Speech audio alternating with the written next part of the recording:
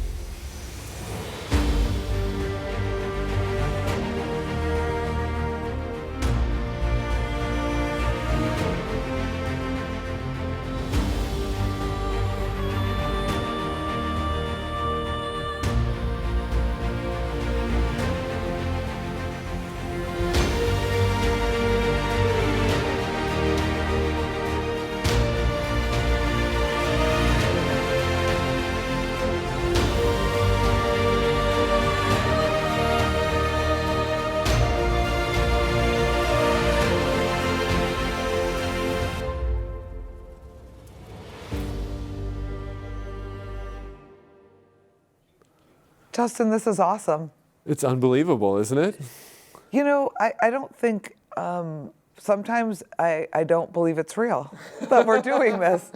Well, you know, when the opportunity came to get this collection from the Dolores Olmedo Museum, it did seem so kind of unreal, right? The fact that this world-famous collection of one of the most iconic artists of the 20th century that everyone knows about would be coming to our art center and our gallery. But it's happening. It is happening. Yeah. And you're going to make it happen, and I'm going to figure out how we're going to make it happen, and we're going to make it happen. Yeah. You know, I want to share with everybody how we got it. Okay. And it's Alan Peterson, truly, who it was a really great friend of the man whose mother owned and right. collected this collection, Dolores Olmedo. Yeah. And Alan was friends with him. They have a vacation home. Yeah. And happened to live next door to each other, and over the years have become great friends. And Alan wanted to do this to help elevate the college, the Mackinac Art Center, the Cleve Carney Art Gallery, and bring attention to Glen Allen and the school he loves so much. And I think we'd be remiss if we didn't say that. And everybody needs to know Alan Peterson Absolutely. truly is. This was his idea. Absolutely. And I think just to add on to that as well, Yeah. like his relationship with Carlos Phillips, who's from the museum, how that started was so amazing is because they became friends through being neighbors at one of Alan's places in Colorado. And it was through Alan reaching out to build bridges between himself and his community and this family that was coming up from Mexico. And just how perfect is that now Carlos is coming back and saying, we want to continue to build these bridges and Right. use your community and use the College of DuPage and the MAC and the Cleve Carney Art Gallery to do that. It is really phenomenal. And I think the whole, you know, Alan wrote that the reason he feels that he was successful was he always built bridges between business partners or associations with philanthropic organizations he was in, and he found his greatest satisfaction was in building bridges. So I think you and I have loved that theme. Absolutely. Because of, you know, what's going on in the world. And I think, too, this is such an incredible opportunity to embrace our neighbors from the south of the border and all of the Hispanic Americans who live in this area. I think it's just such a positive thing. Absolutely. And I love it because of that. And I think also with the reason I think so many people are drawn to her work is because even if they don't have the same experiences that Frida Kahlo had, the way in which she honestly expresses them through her work, really sharing the most intimate parts of her lives fearlessly, I think that gets to ultimately what is at the base of everyone's condition, the human condition. And so when you have that, you automatically connect to it. And so these other kind of descriptions, these other kind of labels that so often are used to divide as far as nationality, as far as location, as far as language, those kind of disappear because you realize that connection, we're all dealing with a lot of the same issues. You know, what's fascinating to me, and I want to talk about the art for 1 minute. Yeah. We have 26 pieces coming, which is pretty significant, right? Absolutely. Even though Frida Kahlo is so well known, she didn't actually produce that much work. Part of it is because she unfortunately did not live to be terribly old. But also the way in which she worked was, incredibly small, detailed. She didn't start till relatively later compared to some artists. She was in her late teens, early 20s when she really started showing. And to have 26 original pieces out of under 200 that are out there in circulation is just shows what an amazing opportunity this is. And of those 26 pieces, 19 are original paintings. So there was an incredible kickoff event to celebrate that this is coming. So everybody in the community can get excited and get ready and make their plans. And we have a clip from that event that you were at. Yeah. So can we show everybody our clip? Absolutely. All right.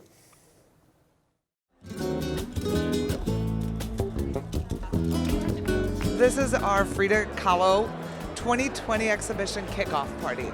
And there's really two reasons why we're here. One is to honor Alan Peterson, who is a gentleman who lives in Glen Ellen, who is a real supporter of the MAC and the college. And he was like, what can we do to really elevate the level of the college and the MAC? And then he said, I have this friend, and he owns Frida Kahlo's art. And I was like, really? And we started talking and exploring the possibility. And so we're here to say, a year later, it's happening. We are bringing Frida Kahlo's art to the College of DuPage for an exhibition in 2020.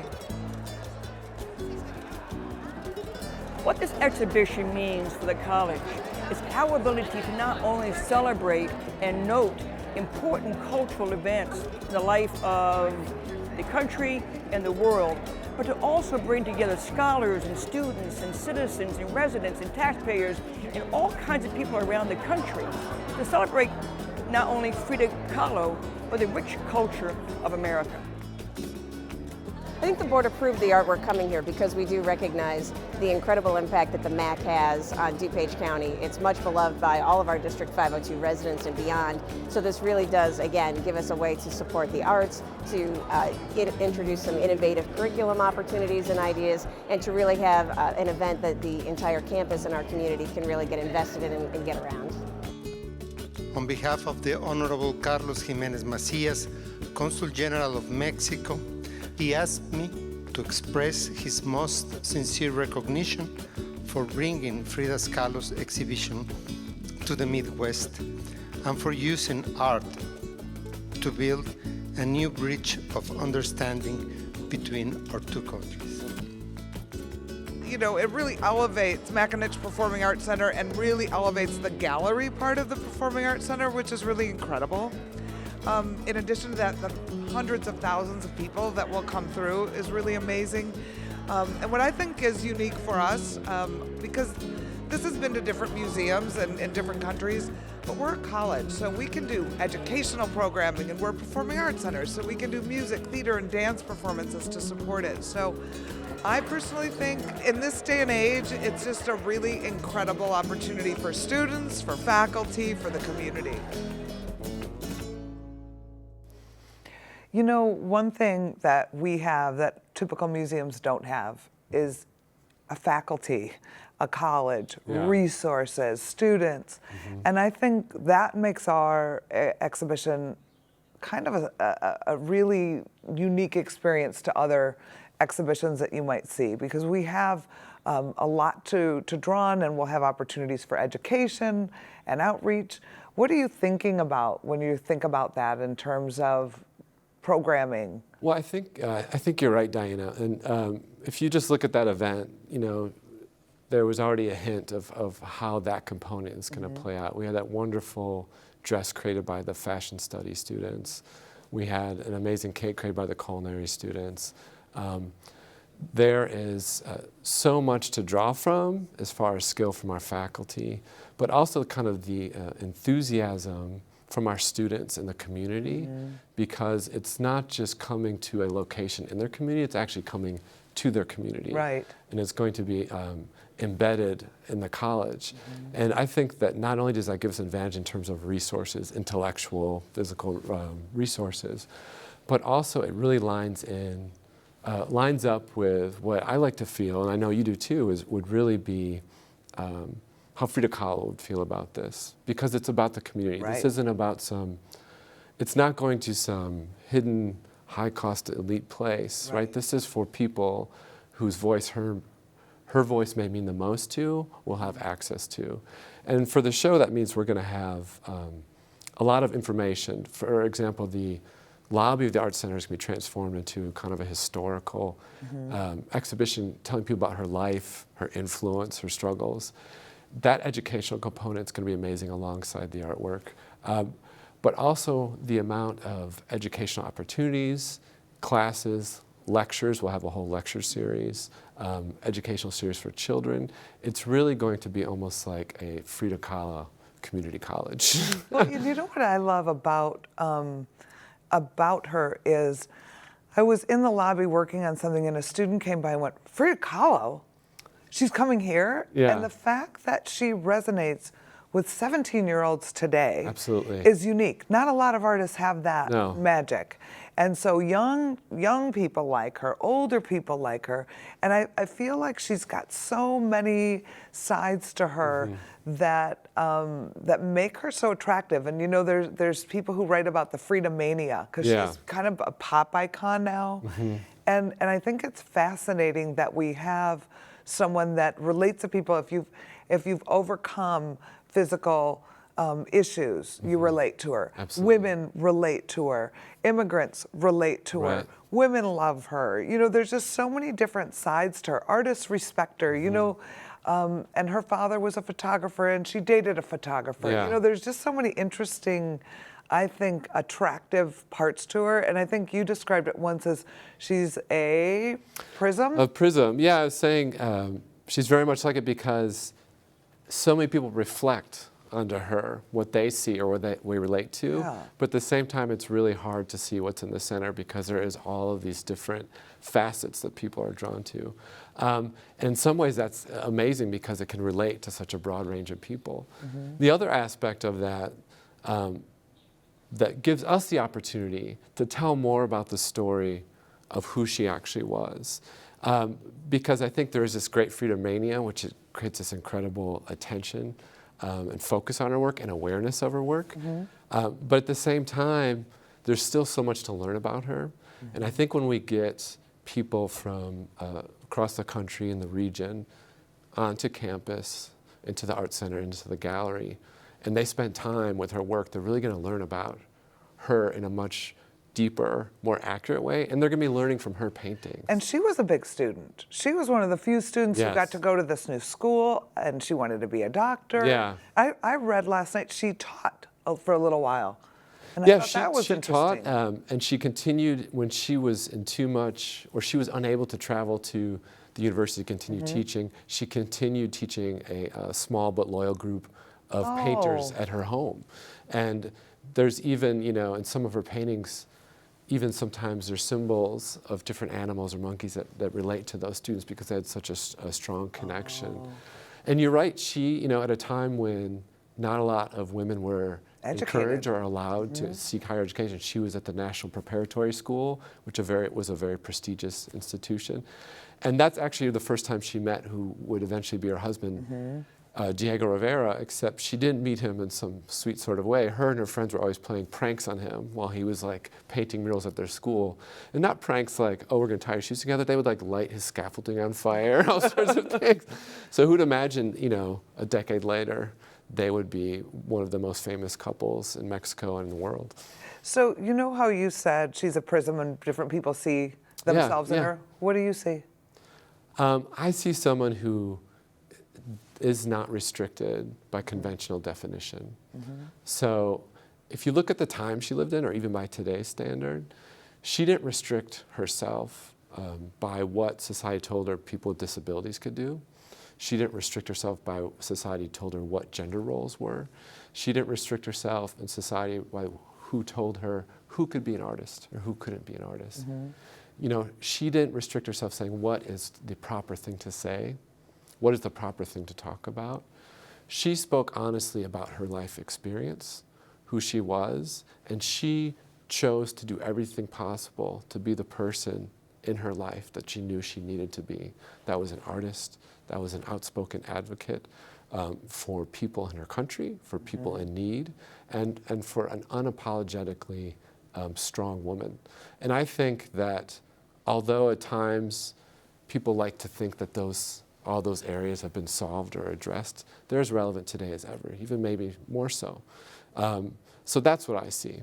And on top of that, she's just an amazing painter.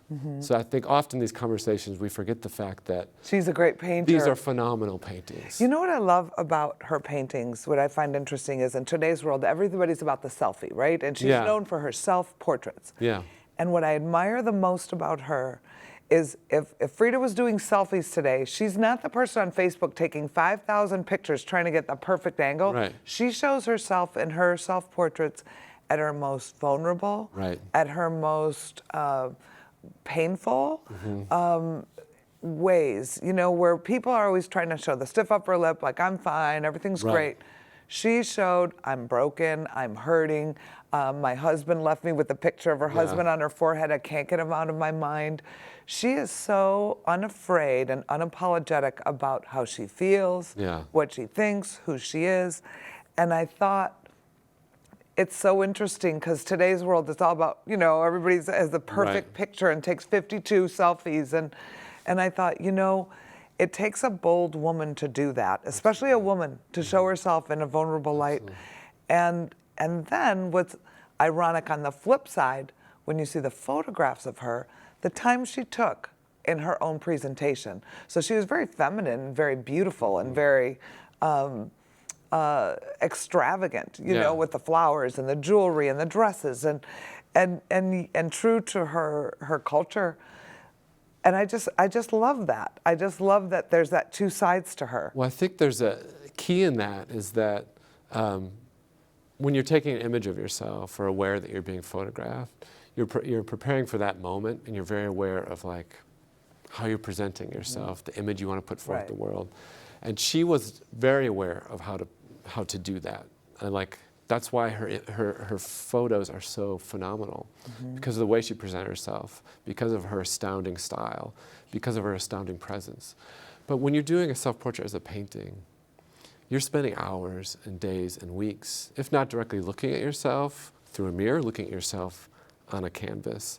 And I think that it's impossible at that point to honestly stand in that confrontation with yourself and not start to think about who you are beyond just the surface image. And that's why I think it's so important, again, that we all have the opportunity to see these paintings, because we have that experience of that time, of that contemplation versus like the quick image. So self-portraiture is different than a selfie, pictures of self. And I think that, you see that just in her own life. But she chose, I mean, I've seen a lot of self-portrait artists and they're funny or they're this, but she was like just pretty brutal in some of them. And I admire her. And I think that's why the community is going to really embrace this. Because like you said, there's so many ways for people to reflect and find a connection. You know, we had a lot of people come to the kickoff event, which was exciting. We had politicians, we had community members, we had students, and to me, I was thrilled because I thought, this is what we want the exhibit to be like. We want everybody to feel welcome and engaged. And I think not only will people in our community enjoy this, but I believe we're going to have a really incredible visitor rate from people coming in the surrounding areas to come in and support this event, which is good for our community, for the college, for the town, for restaurants, for hotels. You know, the bridges that this is building on so many levels is pretty fascinating. I think that and with all the connection through the community and the college that we have, we talked about, I think it's also so amazing that when people get here and they get into the gallery, they'll see all the work we've put in to make that a world-class museum experience as well. So it's not like we're having the one without the other. We're creating this like incredibly welcoming community event, but then we're also going to have a world-class exhibition as well. And I know you and I have done a lot of work to achieve that, and I can't wait to show that off to everyone else as well. I can't wait for everybody to see what you do. I can't wait to see exactly what you do. I mean, we talked about it, but I know it's going to be terrific. I really do. I'm really excited. And the historical part, and we're going to have a movie. Yes, right? Of course. So historical movie, then the lobby. Well, the timeline of her life, timeline, with a lot of photography outlining her life. We're going to highlight kind of her struggles with, but also how she addressed her numerous health issues, some of them spawning from her early accident in a bus when she was in her teenage years, some of her even way back to when she was a small child and had polio. We're going to address her influence as a political and fashion icon, highlight some of the photographs that we've talked about, and then obviously the art. Paintings. And what's amazing about the paintings that we haven't really talked about this, is that this collection from the Olmedo Museum, because they've had it so long, they were some of the first people to be able to choose which works to have. So we're getting this collection that really has pieces from the full arc of her career. So visitors to the space are going to see pivotal pieces from when she was just starting as an artist, some of her most iconic portraits and self-portraits, and some of her really most powerful symbolic portraits as well. And I think that in itself makes it unique, that we have that range of pieces on display. And in addition to that, we're hoping to have a food area, a gift shop, and programming that surrounds it, because we're in an art center. So we're looking at ballet folkloric troupes, we're looking at a one-woman Frida show. There'll be a lot of entertainment and arts. And one part of the press conference, I asked a local ballet folkloric troupe that has won awards from here to Texas if they would come and help us celebrate this. And I thought when they performed, it sort of showed everyone how far we can go with this in terms of complementary programming and engaging the community. Let's take a look.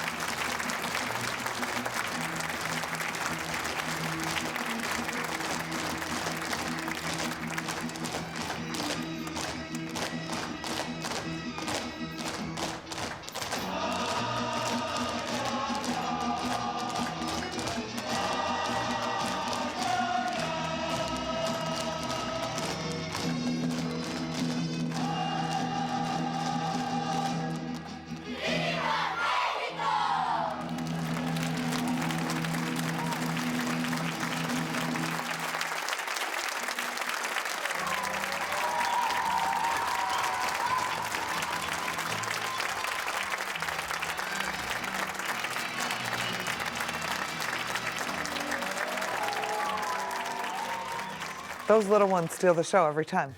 They're adorable. So in terms of programming, we have so much to look forward to leading up to the event, through the event. And is there anything you're particularly super excited about? Well, the first thing I'm excited about is actually before the event, and that's our Frida Fest. Me too. And I think that, whereas this press launch was the first time I felt like this is really happening, I think for the community, that's going to be like the This first is really time happening. This is really happening, yeah. Well, Justin, thank you so much for coming and sharing this with everybody. And there's a lot to keep track of. And everybody, if you want to be in touch and on top of all the developments, visit Frida2020.com. That's FRIDA2020.com. And sign up for our updates and newsletters and more information so you can stay in the know about future programming relating to this unprecedented opportunity. For tickets or more information, be sure to visit atthemac.org. That's all the time we have for today. Thank you for watching. We look forward to seeing you at the theater or in the gallery and next time on Backstage Buzz.